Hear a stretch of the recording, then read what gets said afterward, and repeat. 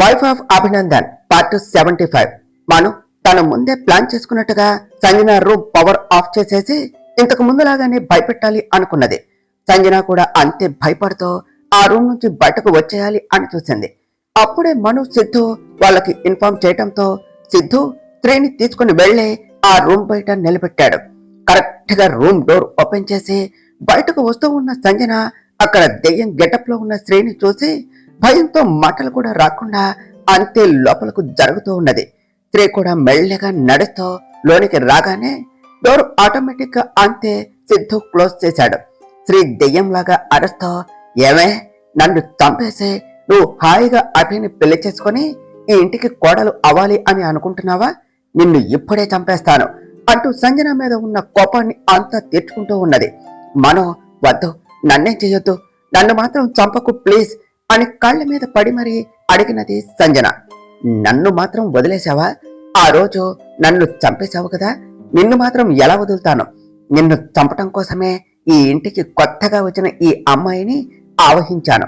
ఇంకా నిన్ను వదలను, ఇప్పుడే నాతో పాటు తీసుకుని వెళ్తాను అన్నది శ్రీ.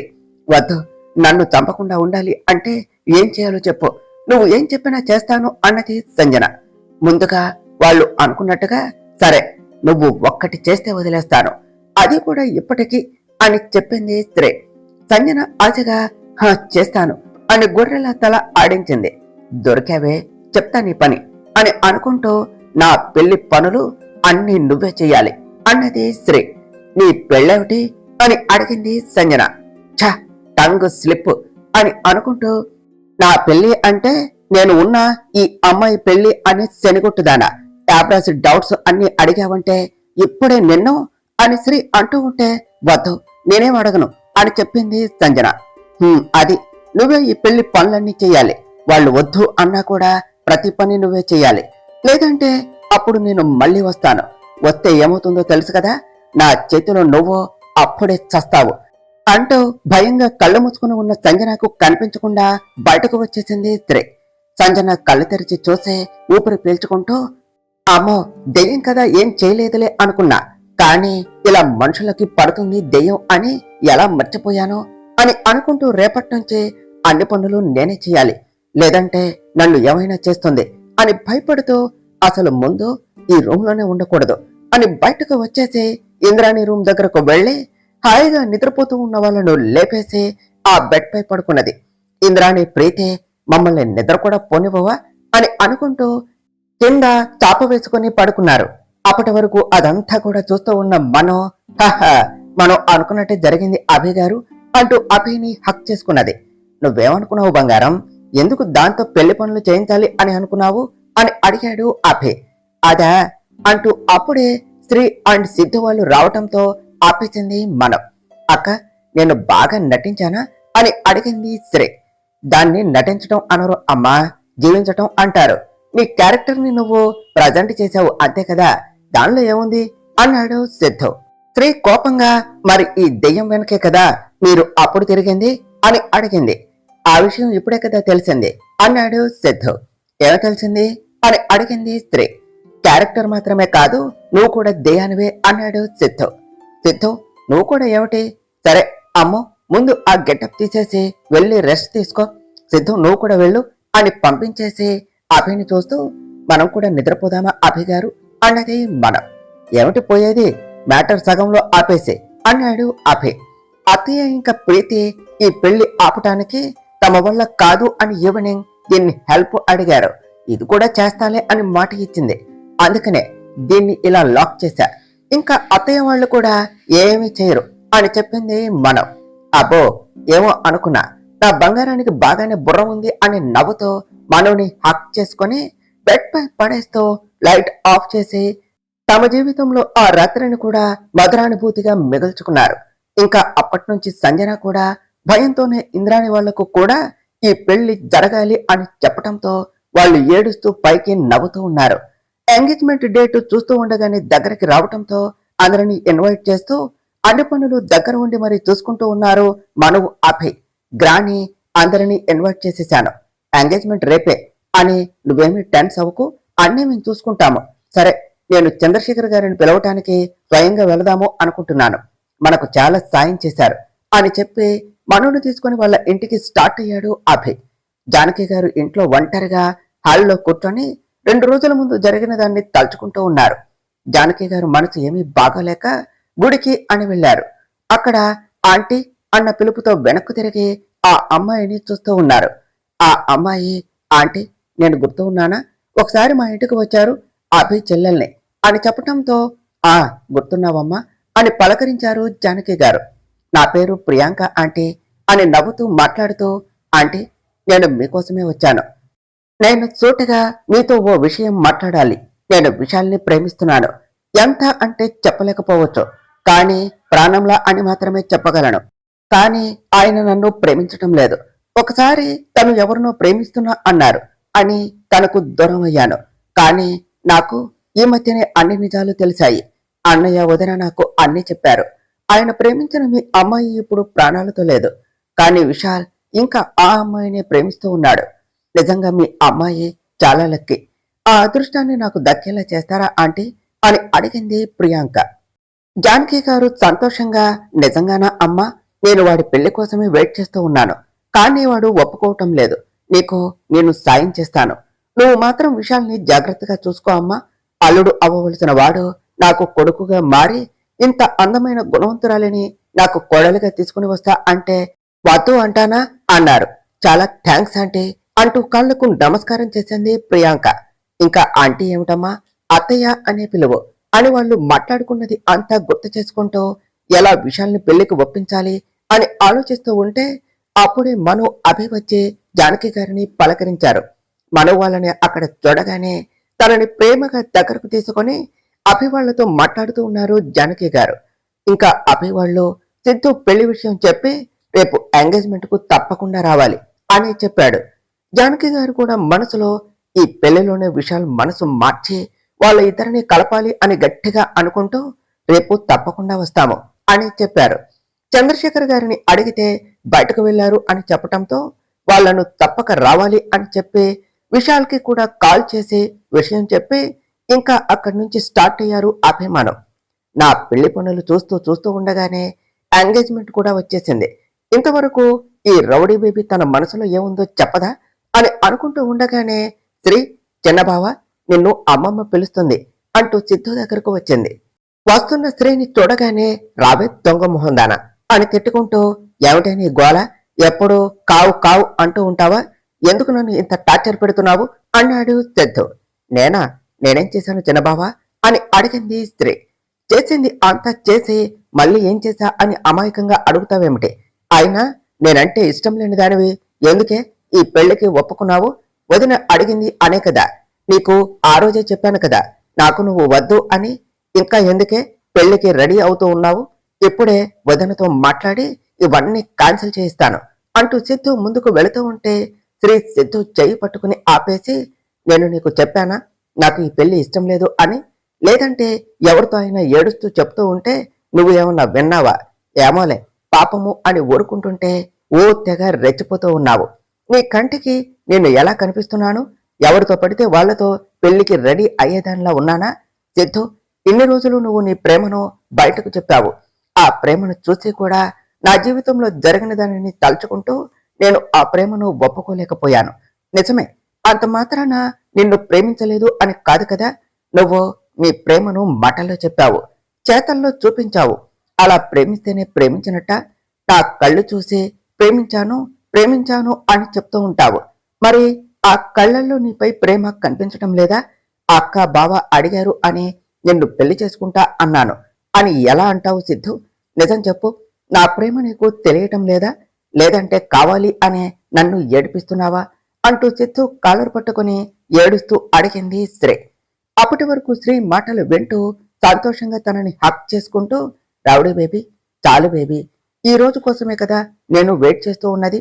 నీ మనసులో ప్రేమను బయట పెట్టించాలి అని ఇలా ఉన్నాను. అంతేకాని నీకు దూరంగా నేను మాత్రం ఉండగలనా చెప్పు?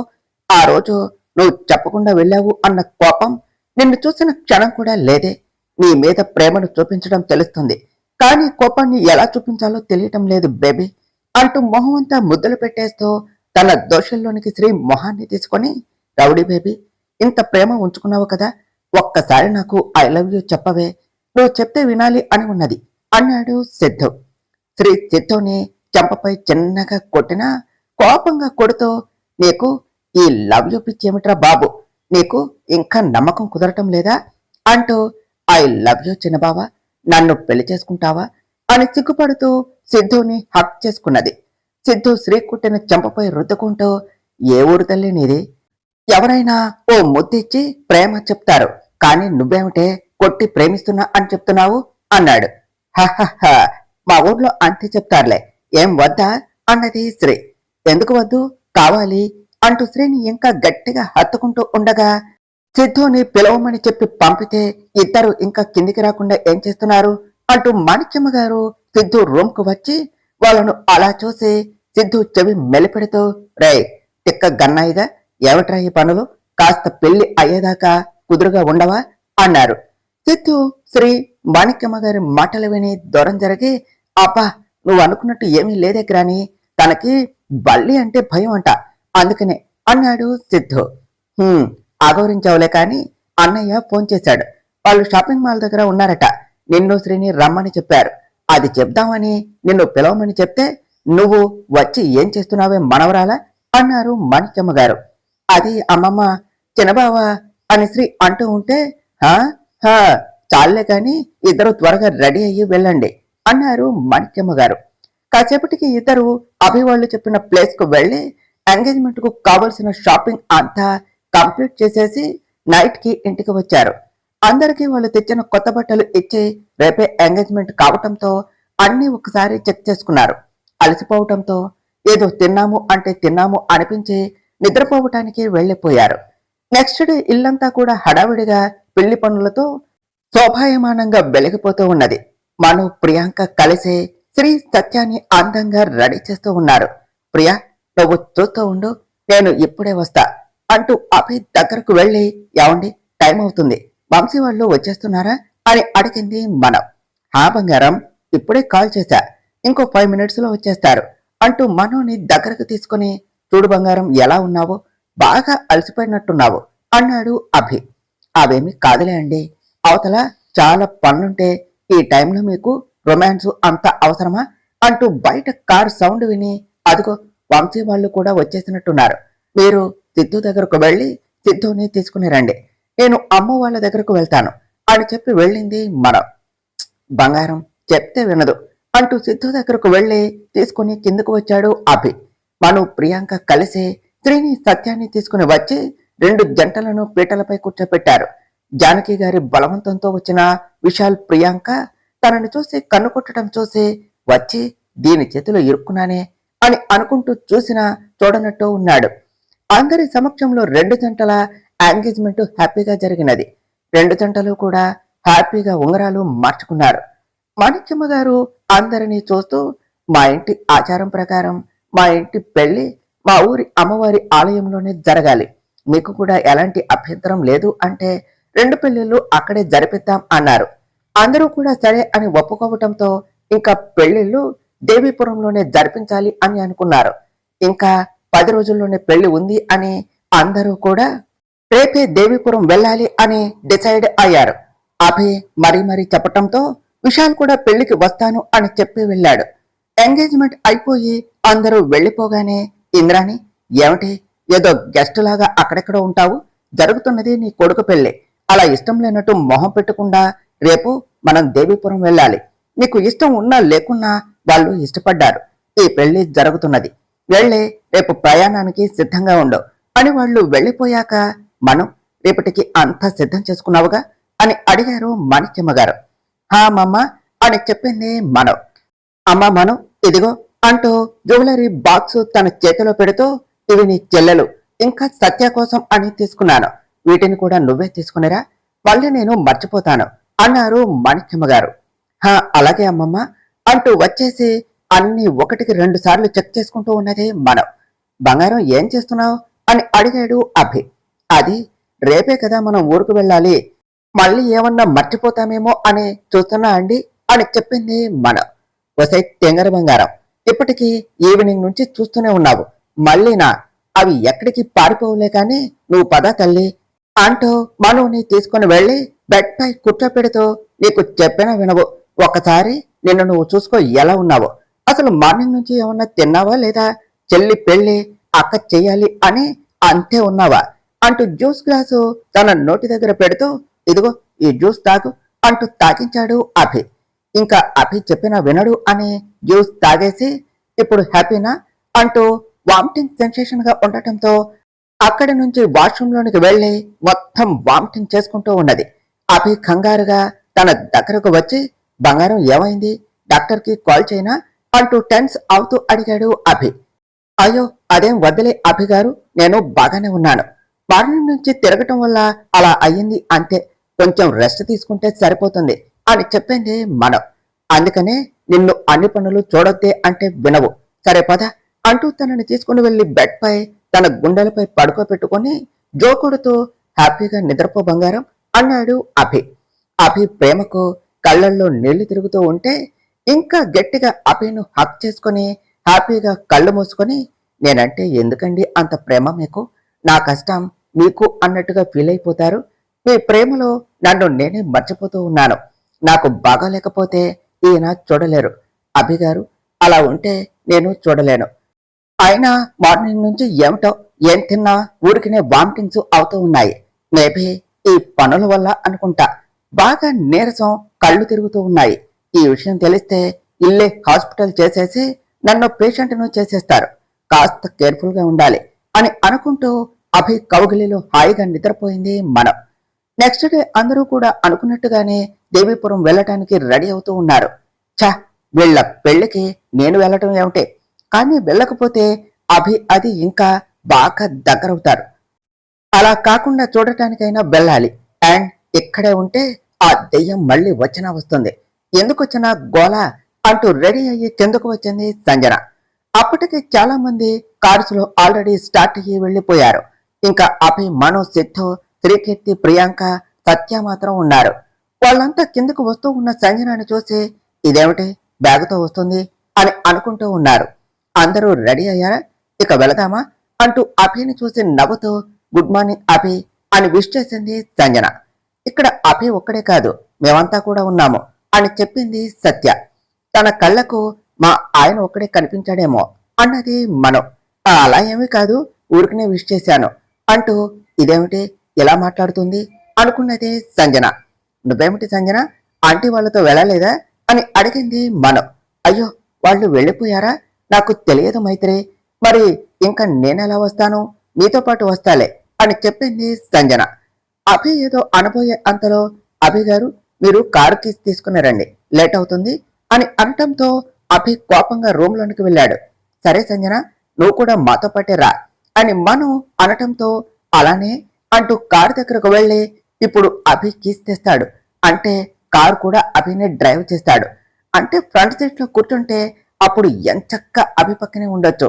ఆ మైత్రి అభిలను వేరు చేసినట్టు కూడా అవుతుంది అంటూ ఫ్రంట్ సీట్ లో కూర్చున్నది సంజన. అందరూ బయటకు వచ్చేసరికి సంజనాని ఫ్రంట్ సీట్ లో చూసి కోపం వస్తూ ఉంటే, సిద్ధు అది చూడు కావాలి అని అక్కడ కూర్చున్నది అని చెప్పింది శ్రీ. అవునరా దాన్ని అంటూ ప్రియాంక చేతికి ఉన్న గాజులు వెనక్కు పెడుతూ ఉంటే, ప్రియా నువ్వాగు, దాని పని నేను చెప్తా అంటూ సంజన దగ్గరకు వెళ్ళి, ఏమిటి కారెక్కావా అని అడిగింది శ్రీ. హా ఎక్కేశా అంటూ శ్రీ వైపు చూసి, ఇదేమిటి మళ్ళీ తేడాగా చూస్తుంది అని అనుకుంటూ, నువ్వు అని అడిగింది సంజన. హా నేనే నువ్వు అనుకున్న దాన్ని. ఏమిటి అభితో కలవాలి అని చాలా తొందరగా ఉన్నట్టుంది అని అడిగింది శ్రీ. లేదు లేదు అదేమి కాదు అన్నది సంజన. అందుకేనా అక్కడ కూర్చున్నావు, నువ్వు అభికి దగ్గర అవ్వాలి అని చూస్తే నేను వచ్చేస్తా అని చెప్పాను, అప్పుడే మర్చిపోయావా, ఇంకా నిన్ను వదలను అన్నది శ్రీ. వద్దు ఇప్పుడే వెళ్ళిపోతాను అంటూ బ్యాక్ సీట్ లోనికి వెళ్ళింది సంజన. అప్పటి వరకు తొంగి ఇదంతా చూసిన సిద్ధు వాళ్ళు సంజన వెళ్ళగానే నవ్వుతూ అక్కడకు వచ్చారు. శ్రీ కూడా ఇంకా తన యాక్టింగ్ ఆపేసి వాళ్లతో నార్మల్ గా ఉండటం చూసి, అమ్మయ్య వెళ్ళిపోయింది, ఇదేమిటో నా బతుకు, మనిషినైతే చిటికలో లేపేయొచ్చు, ఇదేమో చచ్చి దెయ్యమై నన్ను చంపుతూ ఉన్నది. ఇలానే అయితే అభయకి నేను దగ్గర అవటం చాలా కష్టం, నేనే పోయేలా ఉన్నాను, త్వరగా ఈ ప్రాబ్లము సాల్వ్ చేయాలి అని అనుకుంటూ ఉన్నది సంజన. అభి గారు అమ్మమ్మ కాల్ చేశారు. రాహుకాలం వచ్చేస్తుందట. ఇంకా మీరు ఇక్కడే ఉన్నారు, రండి స్టార్ట్ అవుదాం అన్నది మనం. ఏమిటి వచ్చేది? ఆ సైకో రాక్షసి మనతోనే వస్తుంది అన్నాడు అభి. వస్తే రానివ్వండి, ఇంట్లో ఉంటే లేని ప్రాబ్లం, మనతో వస్తే ఏమిటి? పైగా దాన్ని ఒంటరిగా వదిలేసి అదేం చేస్తుందో అని ఆలోచించడం కంటే మన పక్కనే ఉంటే మనకే బెటరు, పదండి అంటూ అభిని ముందుకు తోస్తూ కారు దగ్గరకు తీసుకుని వెళ్ళింది. అందరూ ఉండటంతో ఇంకా కారులో ఊరికి స్టార్ట్ అయ్యారు. అభి మను ఫ్రంట్ సీట్ లో, ప్రియా శ్రీలు మిడిల్ రోలో, సత్య ఇంకా సంజన బ్యాక్ సీట్ లో కూర్చున్నారు.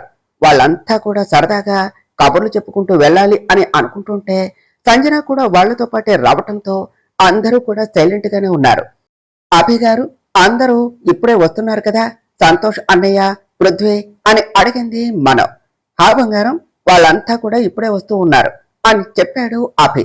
అన్నయ్య, డాక్టర్ విశాల్, అదే నాకు ట్రీట్ చేశాడు, మీకు ఫ్రెండ్, తను కూడా వస్తున్నాడా అంటూ ప్రియా వైపు చూస్తూ అడిగాడు సిద్ధు.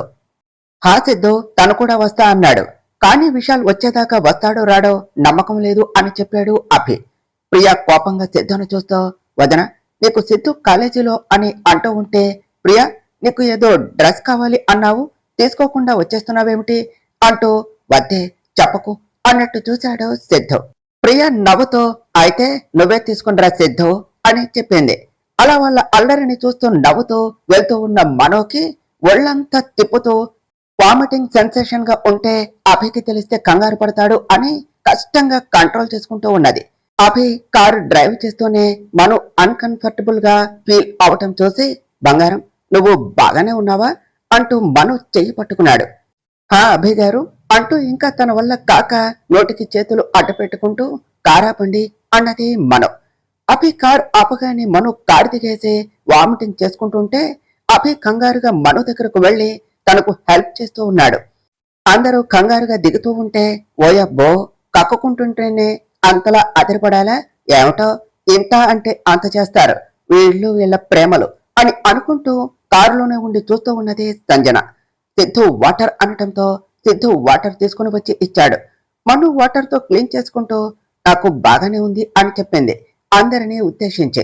మను అలా అంటూ ఉంటే, బాగుందట, బాగుంది. ఏం బాగుంది? నైట్ కూడా ఇలానే అయ్యింది, నిజం చెప్పు, ఒకసారి హాస్పిటల్ కు వెళదాం అన్నాడు అభి. అభి గారు, మీరు టెన్స్ అవ్వకండి, నిన్న సరిగా తినకపోవటం వల్ల, పైగా ఇప్పుడు జర్నీ అయ్యేసరికి ఇలా అయ్యుంటుంది, అంతే, ఇంకేమీ లేదులే, ముందు పదండి అని అందరినీ కారు ఎక్కించింది మనం. అభి కూడా మను వైపు చూస్తూ స్లోగా డ్రైవ్ చేస్తూ మెల్లిగా ఈవినింగ్ కి దేవీపురం చేరుకున్నారు. వాళ్ళు అక్కడకు వెళ్లేసరికే చాలా వరకు పెళ్లి పనులు అన్ని స్టార్ట్ అయి ఉన్నాయి. బాగా అలసిపోవటంతో వాళ్ళంతా కూడా రెస్ట్ తీసుకోవటానికి వెళ్లిపోయారు. నెక్స్ట్ డే పొద్దున్నే, ఎవండి లేవండి అన్న మను పిలుపుతో బద్ధకంగా కళ్ళు తెరిచిన అభి ఎదురుగా ఉన్న మనుని చూస్తూ, బంగారం అప్పుడే రెడీ అయ్యావా? అయినా నిన్నంతా జర్నీ చేసావు, పైగా బాలేదు, కాసేపు రెస్ట్ తీసుకోకుండా నీకు ఈ పనులన్నీ ఎందుకే అన్నాడు.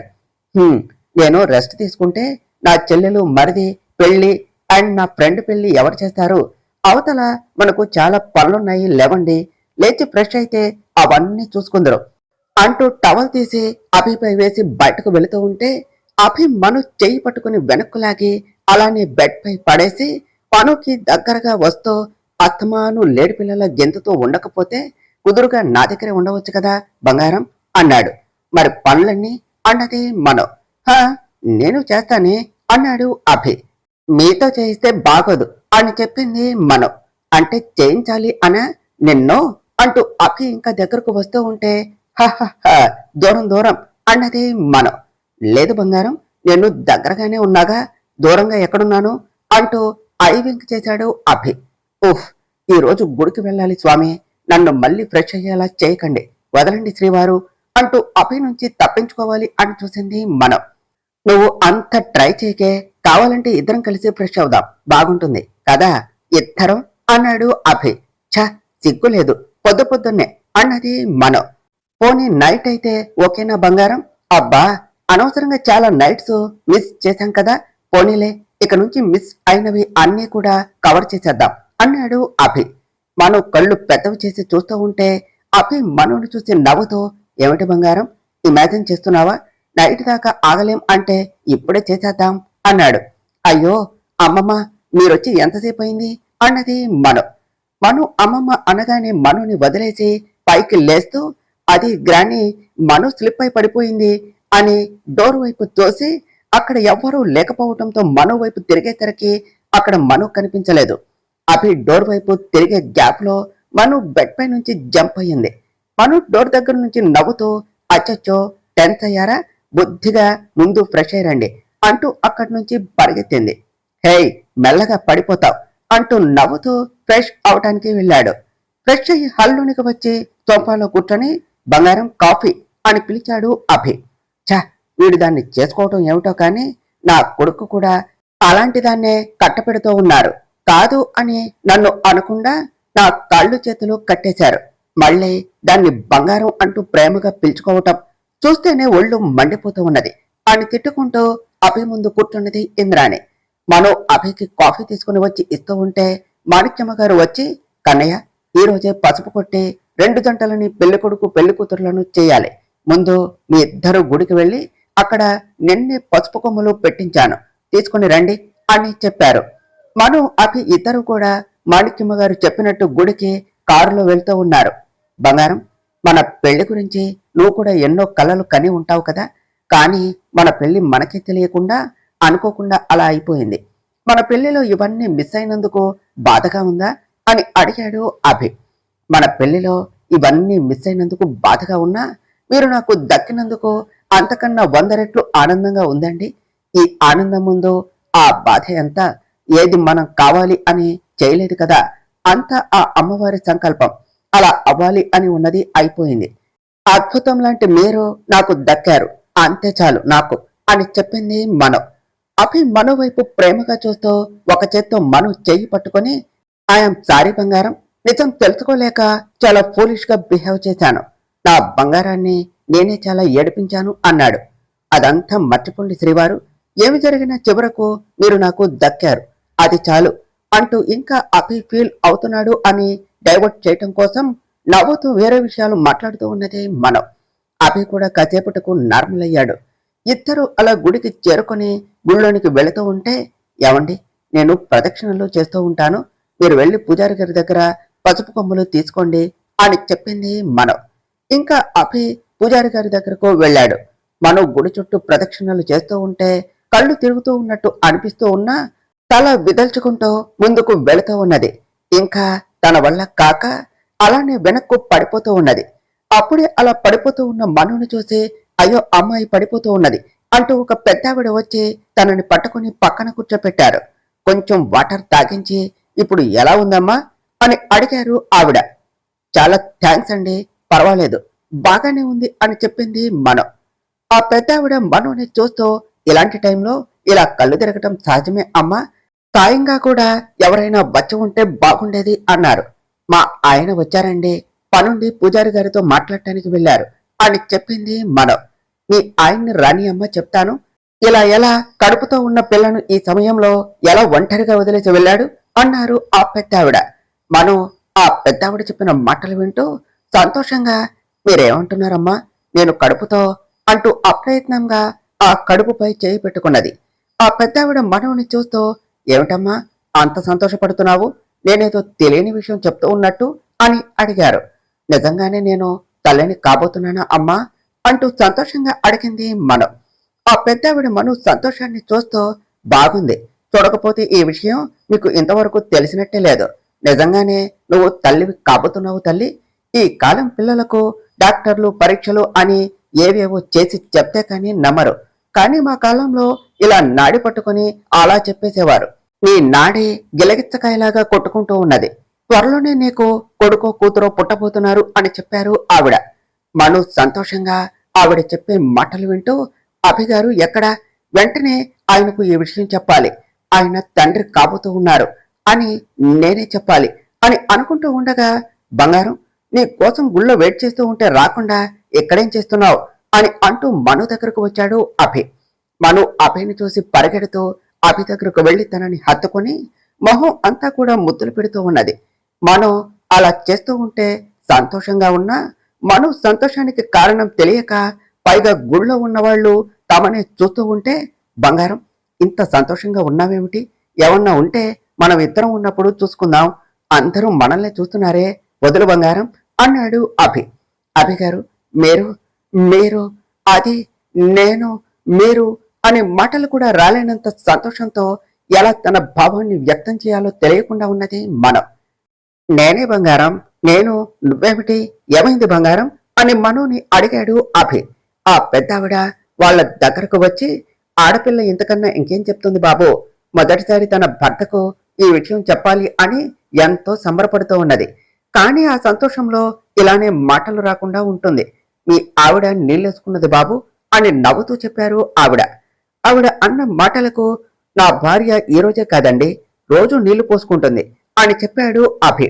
అభి అన్న మాటలకు ఆవిడ ఇంకా చెప్పలేక నవ్వుతూ ఉంటే, అభి కన్ఫ్యూజ్ గా చూస్తూ, నా భార్య నీళ్లు పోసుకుంటుంది అని అంటే మీరెందుకు నవ్వుతున్నారండి అని అడిగాడు.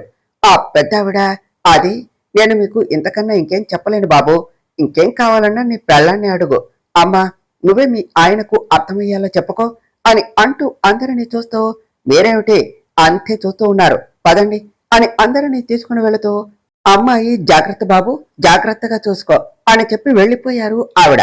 బంగారం, ఏమైంది, ఆవిడ ఎందుకు అంతలా నవ్వుతూ ఉన్నది? నేనేమంత పెద్ద జోక్ వేశానో, రోజు నీళ్లు పోసుకుంటావు అన్నాను అంతే కదా, సర్లే కానీ నీ హ్యాపీనెస్ కి కారణం ఏమిటి బంగారం అని అడిగాడు అభి. మను అభయ్ని చూసి నవ్వుతూ అభి చేతిని తన చేతిలోనికి తీసుకొని తన పొట్ట దగ్గర పెట్టుకొని అంతే అభి వైపు నవ్వుతూ చూస్తూ ఉన్నది. బంగారం, నేను రీజన్ అడుగుతూ ఉంటే నువ్వేమిటి ఇలా అంటూ ఇంకేమీ మాట్లాడకుండా ఆగిపోయి మను కళ్ళల్లోనికి అంతే చూస్తూ, అభి కూడా సంతోషంగా, నిజంగానా అన్నాడు. మను సంతోషంగా అవును అన్నట్టు తల నిలువుగా ఊపింది.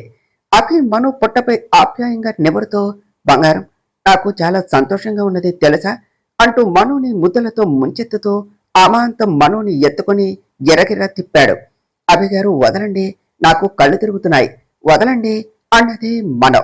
అభి మనోని కిందకు దించేసి, అయ్యో సారీ బంగారం, ఎక్సైట్మెంట్ లో మర్చిపోయాను అంటూ తనను జాగ్రత్తగా కూర్చోపెట్టి, ఇప్పుడు ఎలా ఉంది, వాటర్ ఏమన్నా తీసుకుని రానా అని అడిగాడు. నాకు బాగానే ఉన్నదండి, ఇంతకు ముందే త్రాగాను, మీరు నా దగ్గరే ఉండండి చాలు, నాకు ఈరోజు చాలా సంతోషంగా ఉన్నది, అసలు ఆ ఆనందాన్ని మాటల్లో చెప్పలేకపోతున్నాను, మీరు తండ్రి కాబోతున్నారు అభిగారు అన్నది మనం. హా బంగారం, కానీ నేను మాత్రమే కాదు, మనం తల్లిదండ్రులం కాబోతూ ఉన్నాము అంటూ మను చెయ్యి తన చేతిలోనికి తీసుకొని, ఈ రోజు నాకు నువ్వు చాలా పెద్ద గిఫ్ట్ ఇచ్చావు బంగారం, నేను నా లైఫ్ లో ఈ డేని మర్చిపోలేను, యు మేడ్ మై డే బంగారం అని చెప్పాడు అభి. అభి గారు, ఇప్పుడే ఈ విషయం ఇంట్లో అందరికీ చెప్పేద్దాం, అమ్మమ్మకు ఈ సంగతి తెలిస్తే చాలా ఆనందపడతారు, అసలే మునుమనోడిని చూడాలి అని అమ్మమ్మ ఎప్పటి నుంచో ఎదురు చూస్తూ ఉన్నారు అని చెప్పింది మనం. బంగారం, ఈ టైంలో ఒక తల్లి ఎలా ఆలోచిస్తుందో ఐ కెన్ అండర్స్టాండ్, తను తల్లి కాబోతుంది అని అందరికీ చెప్పుకోవాలి అని తెగ ఆనందపడుతుంది, కానీ ఇప్పుడు ఉన్న సిచ్యువేషన్ లో మనం ఈ విషయం బయట చెప్పకపోవటమే బెటర్ బంగారం, ఆ సంజన ఇప్పటికే నిన్ను చంపాలి అని చూస్తూ ఉన్నది, ఈ టైంలో నువ్వు ప్రెగ్నెంట్ అని తెలిస్తే ఎంతకైనా తెగిస్తుంది, ఈ పెళ్లి హడావిడిలో మనం దాన్ని అస్తమాను గమనించలేం, అందుకనే ఈ పెళ్లి అయ్యేంత వరకు ఈ విషయం ఎవరికీ చెప్పకుండా ఉండం, ఈ పెళ్లి అయిన తర్వాత ఆ సంజన పని ముగించేసి హ్యాపీగా ఈ విషయం ఇంట్లో అందరికీ చెబుదాం, అంతవరకు సైలెంట్ గా ఉండు బంగారం, నన్ను నమ్ము, తొందరలోనే నేను అన్ని క్లియర్ చేసేస్తాను, ప్లీజ్ బంగారం, మళ్ళీ నీకు మన బేబీకి ఏమన్నా అయితే నేను తట్టుకోలేను అన్నాడు అభి. అభి గారు, మీరు అంతలా అడగాల, మీ ఇష్టమే నా ఇష్టం, నాకు నమ్మకం ఉన్నది మీరు అంతా సరిచేస్తారు అని, నా భర్తను కాకుండా ఇంకెవ్వరిని నమ్ముతాను, మీరు చెప్పినట్టే చేద్దాం అని చెప్పింది మనం. థ్యాంక్స్ బంగారం అంటూ మను పొట్టపై నిమురుతూ, చిన్ని తల్లి, ఈ రోజు మాకు నువ్వు ఎంత ఆనందాన్ని ఇచ్చావో తెలుసా, త్వరగా మమ్మీ డాడీ దగ్గరకు వచ్చేసాయి అంటూ మను నుదుటిన ముద్దు పెట్టుకుని, రా బంగారం అంటూ మనుని జాగ్రత్తగా తీసుకుని దర్శనానికి వెళ్ళాడు అభి. మను అమ్మవారికి నమస్కరించుకుంటూ, నమ్మకంతో అడుగు ముందుకు వేస్తే వారి వెంటే నువ్వు ఉంటావు అని మళ్ళీ నిరూపించావు తల్లి, దూరం అవుతుంది అనుకున్న నా ప్రేమను నాకు అందేలాగా చేశావు. తెగిపోతుంది అనుకున్న మా బంధాన్ని నిలబెట్టి ఇన్ని సంతోషాలను మాకు అందించావు. మంచి కోరుకుంటే మంచి జరుగుతుంది అనేది నిరూపించావు తల్లి. ఈ సంతోషాలను నాకు ఎప్పుడూ దూరం చేయకు తల్లి. నా జీవితం ఎప్పుడూ నా భర్తతోనే ఉండాలి. ఆయన సంతోషంలోనే నా సంతోషం దాగి ఉన్నది. అది మాత్రం దూరం చేయకు. మేము ఎప్పుడూ ఇలానే ఉండాలి తల్లి అని కోరుకున్నది. బంగారం, ఇక వెళదామా అన్నాడు అభి. అభి అలా అనగానే మనం కళ్ళు తెరిచి చిన్నగా నవ్వుతూ కాసేపు అక్కడ కూర్చుందాం అన్నది. ఇద్దరు కాసేపు అలానే అక్కడ కూర్చొని అక్కడి నుంచి కారులో ఇంటికి వెళ్తూ ఉన్నారు. అభి గారు, మనం ఇంటికి వెళ్ళాలి కదా, ఇటు ఎక్కడికి తీసుకొని వెళ్తున్నారు? అక్కడ అందరూ మన కోసం చూస్తూ ఉంటారు అన్నది మనం. బంగారం, పసుపు కొట్టేది ఈవినింగ్ కదా, మనం ఆఫ్టర్నూన్ కల్లా వచ్చేస్తాం సరేనా అంటూ కారు డ్రైవ్ చేస్తూ చెప్పాడు అభయ్. సరే కానీ మనం ఎక్కడికి వెళ్తున్నాం అని అడిగింది మనం. వెళ్తే నీకే తెలుస్తుంది బంగారం అని చెప్పాడు అభయ్. చెప్పినా కూడా తెలుస్తుంది శ్రీవారు అన్నది మనం. బేబీ, మీ అమ్మను సైలెంట్ గా ఉండమని చెప్పు, లేదంటే మీ అమ్మకు స్వీట్ పనిష్మెంట్ ఇచ్చేస్తాను అన్నాడు అభి. మను నోటి మీద చేయి పెట్టుకుంటూ అలా చూస్తూ ఉన్నది. అభి నవ్వుతూ, అలా బుద్ధిగా ఉండాలి బంగారం అంటూ కాసేపటికి కార్ ఆపగానే మను బయటకు చూసి, అదేమిటి హాస్పిటల్కు తీసుకుని వచ్చారు అని అడిగింది. ముందు రా బంగారం అంటూ మనుని లోనికి తీసుకుని వెళ్ళాడు. అక్కడి డాక్టర్ని కలిసి మనోకి అన్ని టెస్టులు చేయించి రిపోర్ట్స్ కోసం వెయిట్ చేస్తూ ఉన్నారు. నర్సు వచ్చి డాక్టర్ గారు రమ్మన్నారు అని చెప్పడంతో ఇద్దరు లోనికి వెళ్లారు. డాక్టర్ వాళ్ళని చూసి, కంగ్రాట్స్, మీ వైఫ్ కన్సీవ్ అయ్యారు. You both are going to be parents అని చెప్పింది. అభి హ్యాపీగా థ్యాంక్ యూ డాక్టర్, ప్రజెంట్ తన కండిషన్ ఎలా ఉన్నది అని అడిగాడు. హా, బేబీ గ్రోత్ అంతా బాగానే ఉన్నది. 9th వీక్ రన్ అవుతూ ఉన్నది. కాకపోతే మీ వైఫ్ కాస్త వీక్ గా ఉన్నారు. డైట్ మెడిసిన్స్ అన్ని కరెక్ట్ గా తీసుకుంటే everything will be all right అంటూ మను వైపు చూసి, మేడం మీకు ఇప్పుడు ఎలా ఉన్నది, కళ్ళు తిరగటం అలా ఏమన్నా ఉంటుందా అని అడిగింది డాక్టర్.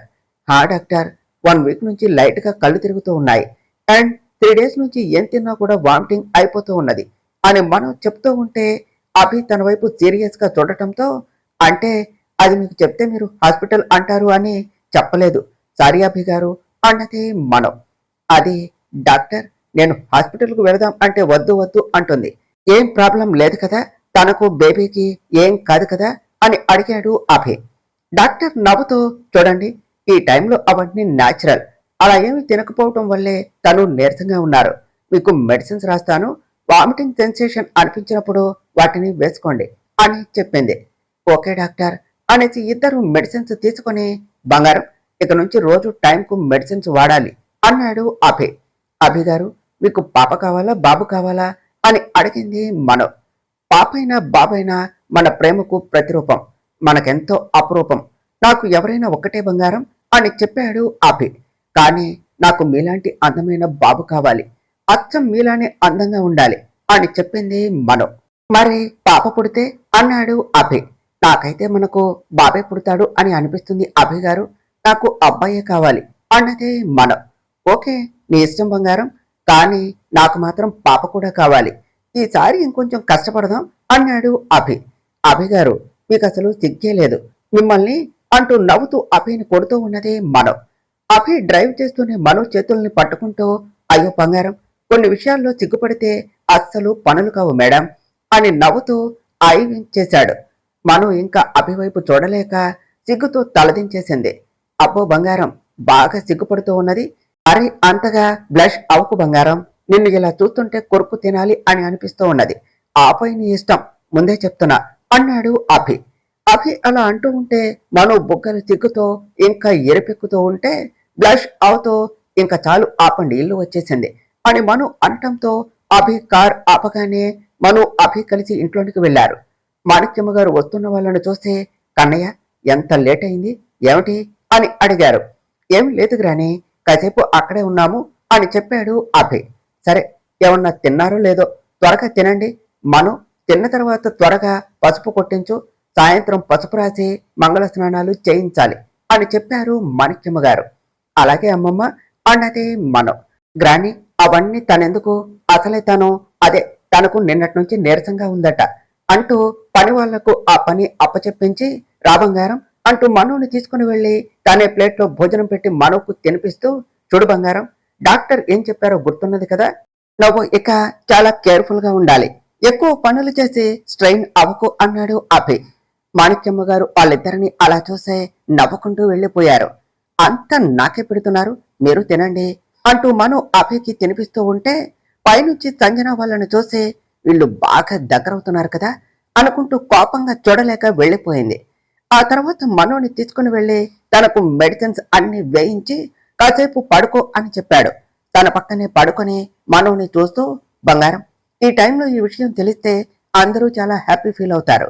ఆ దెయ్యాన్ని త్వరగా ఫినిష్ చేసేసి అప్పుడు అందరికీ ఈ హ్యాపీ న్యూస్ షేర్ చేస్తాను అంటూ మను నుదుటిపై ముద్దు పెట్టుకుని తనని చూస్తూ అలానే నిద్రపోయాడు అభి. ఆ రోజు సాయంత్రం అందరి సమక్షంలో 2 జంటలకు పసుపు రాయించి మంగళ స్నానాలు చేయించి పెళ్లి కూతురు పెళ్లి కొడుకును చేశారు. అన్నయ్య, ఇంకేం సరదాలు లేవా? పెళ్ళంటే మెహందీ, సంగీత్, బ్యాచిలర్ పార్టీ అవన్నీ ఎక్కడ అన్నయ్య అని అడిగింది ప్రియాంక. నీకు అవన్నీ కావాలా ప్రియా అని అడిగాడు అభి.